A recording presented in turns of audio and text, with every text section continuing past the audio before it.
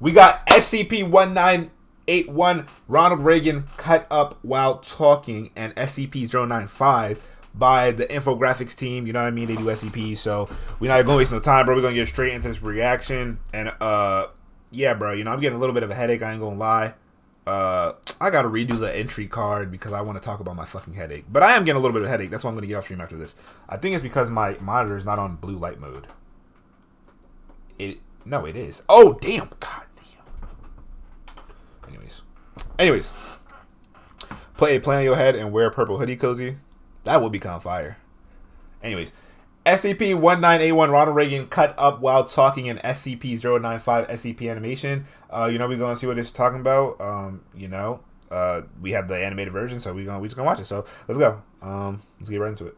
It was November 3rd, 1991, and Blake Newsome loved his job. He had a passion for organization, an undying love of American political history, and was a lifelong member of the Republican Party. That's why he took great pride in his position as a filing clerk at the Ronald Reagan Presidential Library. Or at least he did, until his horrifying encounter with SCP-1981. The worst day of Blake's life began like any other. He was taking inventory of the archive's wide array of Betamax tapes, and making sure that they were all arranged carefully and conformed with the filing system. One by one, he checked footage of speeches and addresses off of his list, until he came upon a strange tape that had no business being there. The tape looked to be completely normal, but it hadn't been recorded on the archive inventory, and there was something else off about it. A single white sticker was on the front of the tape with Ronald Reagan cut up while talking, scrawled hastily with what was probably a felt tip marker. Blake was shocked and appalled. They hadn't even spelled the president's name correctly. What poor Mr. Newsome didn't know was that he was about to see something so disturbing that he'd look back on that misspelling like it was a treasured childhood memory. Standard policy for tapes like this would be to review and catalog, or even throw it out if necessary. Typically, a lowly filing clerk like Blake would need to seek approval from his superiors, but curiosity got the better of him. He commandeered one of the library's televisions and Betamax cassette players and started watching the footage. For the first minute or so, nothing seemed out of the ordinary. Just the president standing at the podium giving his iconic Evil Empire speech to the National Association of Evangelicals at Sheraton Twin Towers Hotel, Orlando, Florida, on March 8, 1983. However, the second the tape hit the 1 minute and 10 seconds mark, something unnatural began to occur. President Reagan's speech began to veer off as the topic of conversation shifted from the importance of family values to the exquisite taste of human flesh. Blake was taken aback. Surely he was hearing things, but Did I hear that correctly? To occur. President Reagan's speech began to veer off as the topic of conversation shifted from the importance of family values to the exquisite taste of human flesh. So, is there actual, like, did somebody actually make, like, the speech? Like, the actual speech?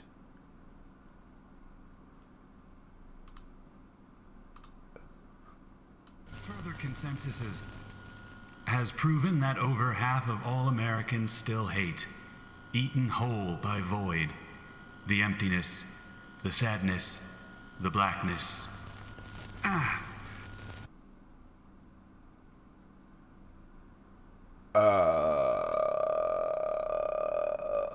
Okay.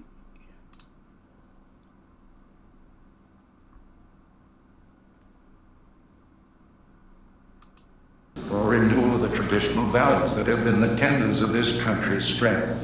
One recent survey by a researcher concluded that Americans were far more willing to participate in cannibalism than they have in the past 100 years.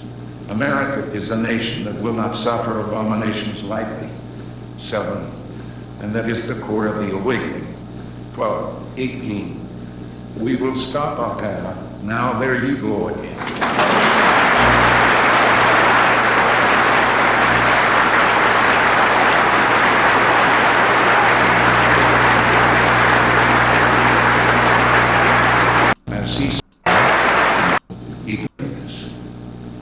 The sadness, the blackness, the darkness.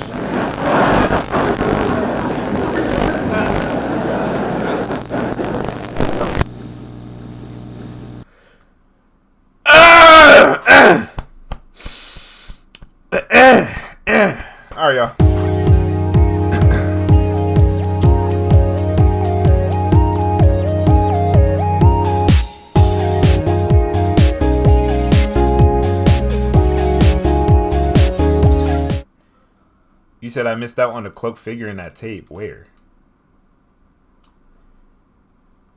Bro, y'all talking about some, y'all want some Halloween? Y'all want some scary stuff? The moment we turn on something scary, everybody folding. Stop folding. Come on. Where the cloak at? You said 130? The sadness, the blackness, the darkness.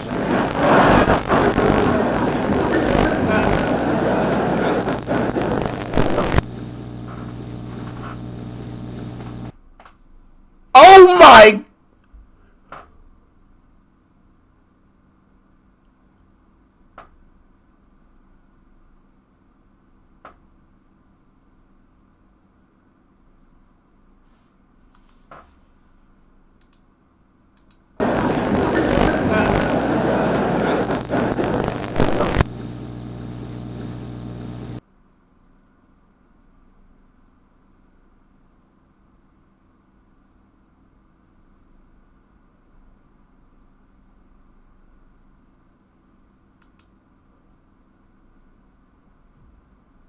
Bro, that shit only lasted like a frame or 2 frames. But if you saw it, you saw it.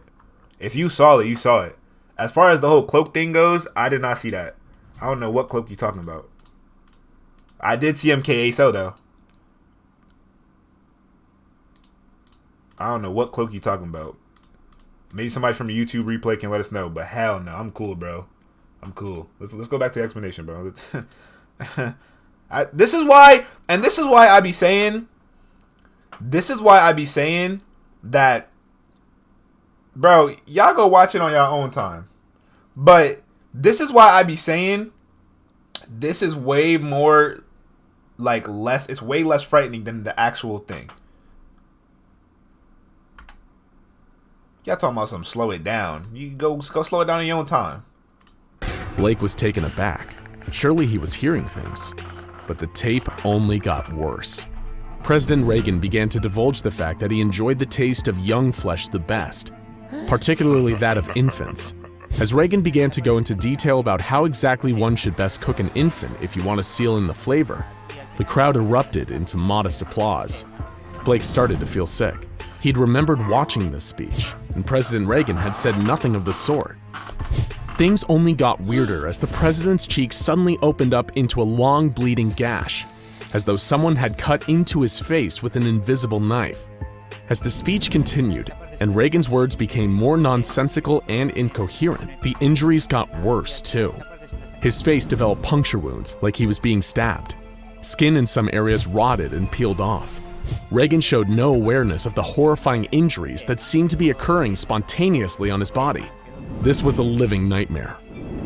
The tape came to a merciful end 22 minutes in, after President Reagan's throat appeared to be slashed open and his insane speech was reduced to quiet gurgles. It fizzled out into static shortly after, and Blake politely retired to the bathroom to throw up. Was this some sick prank or tampering or camera trickery, perhaps? He didn't know, but the tape was disgusting, and whoever was responsible had to be punished. Newsom contacted the police, hoping obscenity charges could be pressed against the creator of the tape once they were found. The tape was taken into evidence, and a low-level police investigation into the possible culprits began. While the police officers who viewed the tape reported nightmares in the weeks following, the creator of the tape was never found. The investigation truly came to an end when a superior closed the case and the tape disappeared from the evidence locker.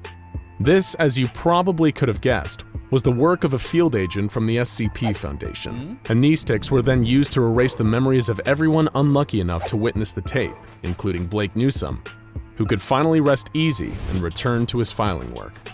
The Anomalous tape was now in responsible hands.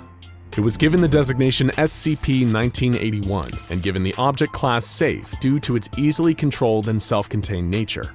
Proper research and testing was now able to begin, and while nothing about the construction of the tape suggested anything inherently anomalous, repeat viewings of the video made it clear that this went far beyond mere doctored footage of a presidential speech. Every single time the tape is played, both the speech made and the injuries received by President Reagan change. The few rules the tape seemed to always follow are that Reagan never reacts to the injuries he's receiving. It always has the same beginning and total runtime, and the speech is always corrupted. The speeches have been described as mostly incoherent, lacking any sort of underlying thematic structure, and largely being composed of nonsensical anecdotes and parables. So not that dissimilar from a regular Reagan speech, but the topics always turn incredibly dark and have included torture, mutilation, death, cannibalism, ritual sacrifice, genocide, and more. The range of injuries shown on President Reagan in the videos have included, but are by no means limited to, impalement, mutilation, and some tortures so gruesome that the details have been redacted from official files. On several occasions, the details of President Reagan's speech have also eerily predicted the future. These include successfully predicting the September 11th attacks in 2001 and the outcome of the 2008 Russian presidential election. Incidentally, this isn't even the only Reagan-related SCP to predict the future. No, there's another entity in this incredibly specific niche, SCP-095, a highly degraded copy of a comic known as The Atomic Adventures of Ronald Reagan. The title character bears a striking resemblance to President Reagan, despite the fact that the comic is confirmed by Foundation tests to have been written in the early 1930s. The comic is set in the far-off future world of the 1980s and follows a number of Ronnie's exploits in 3 stories. The first, titled Ronnie vs. Space Admiral Carter, seems to perfectly describe the events of the 1980 presidential election. The second, Space Assassin, mirrors the attempted assassination of President Reagan by John Hinckley Jr. And the third, titled Jungle Planet, retells the Iran-Contra controversies of 1986. These comics were produced under the mysterious and apparently non-existent company Future Funnies.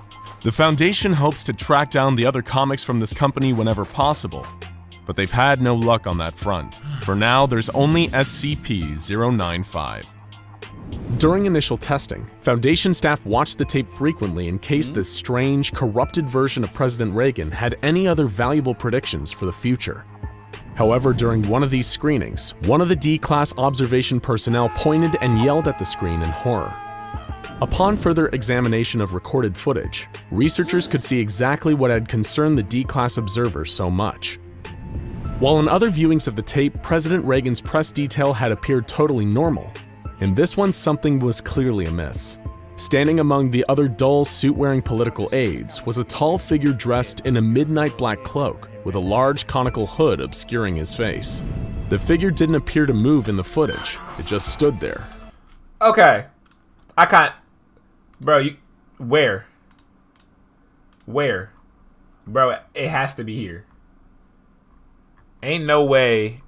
No, I'm not rewatching the whole video, bozo. Hold on. I'm not rewatching the whole video. You got me chopped, bro. You got me so chopped.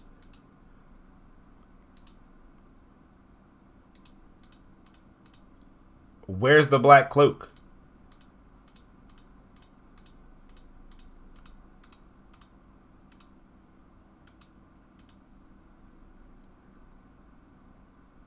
He said I'm close.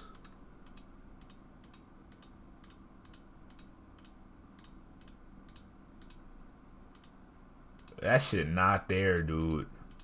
Oh! Hell no! No, sir. No, sir. No, sir. No, sir. No, sir. No! Whoa! Whoa! Whoa! Whoa!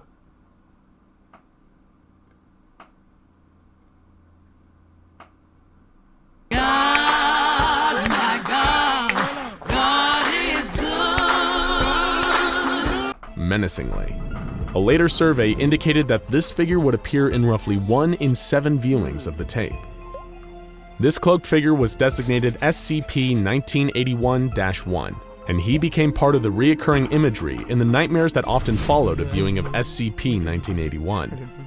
Naturally, despite containment and preservation attempts, the Foundation was aware that just like any normal tape, natural magnetic interference would eventually degrade it beyond use.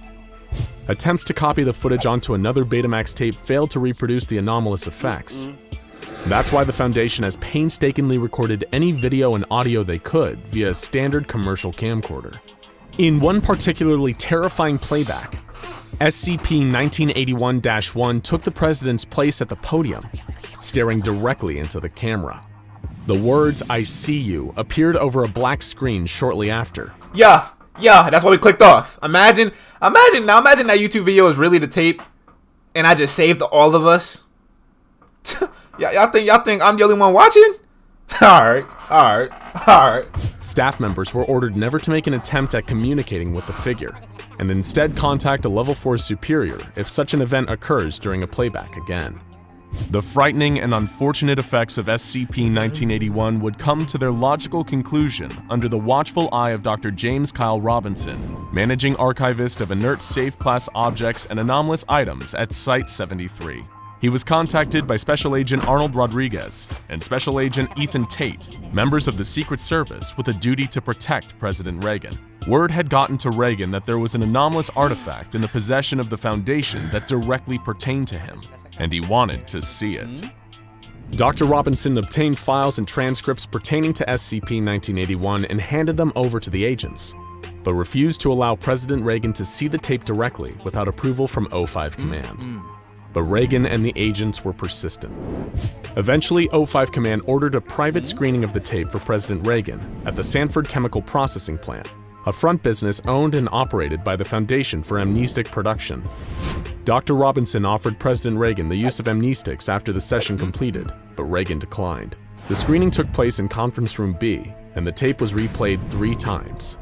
It was on the 3rd playback that things took an interesting turn. As the mutilated Reagan on the screen began to rant about drinking. My nigga, when I tell you my heart just dropped, bro, my little brother just opened my room door. I seen a black figure. I was like, man, this is it. This is how we go out. Okay. Things took an interesting turn. As the mutilated Reagan on the screen began to rant about drinking the blood of a child from the skull of Vladimir Putin, Reagan began to silently mouth along the words as though he remembered them. He spoke about beings known as the Destroyers and potential apocalyptic events to come. After the screening, Reagan once again refused the offer of amnestics and departed. It seemed as though all was well, until a violent break-in at the Sanford Chemical Processing Plant that left a night guard dead. A large number of amnestics had been stolen during the break-in, and security footage showed that Agent Tate and Rodriguez had been responsible. The 2 agents were tracked down and traced to the residence of Ronald Reagan, where the Foundation came upon a disturbing sight. The agents had pillaged large quantities of Class A and B amnestics and supplied them to President Reagan, who, at some point after observing SCP-1981, had been driven into a dangerous madness. The 2 agents wanted to cure him before he caused harm to himself or others, but their bungling had come with severe consequences. Misapplying such a high quantity of amnestics had essentially destroyed Reagan's mind, and while the Foundation was able to stabilize his condition, his impaired memory and cognitive function would leave him unable to care for himself independently. In order to cover up for this grievous mistake, a cover story was concocted about Reagan falling victim to Alzheimer's and facing severe cognitive decline as a result. Both agents Tate and Rodriguez were fired for their actions, had their memories wiped by the Foundation, and were assigned new identities. Dr. Robinson, for his part in the disaster, had to face a Foundation Ethics Committee disciplinary hearing. While SCP-1981 continues to be classified as safe due to its unlikeliness to ever breach containment, when you consider the havoc it wrought on the mind of its singular target, safe is hardly the word that comes to mind. It's enough to make you wonder what other tapes are lurking out there, just waiting to be found.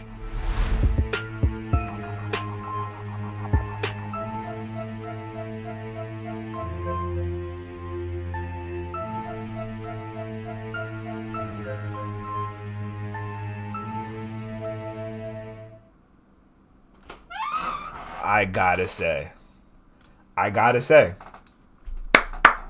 nothing but W's, bro.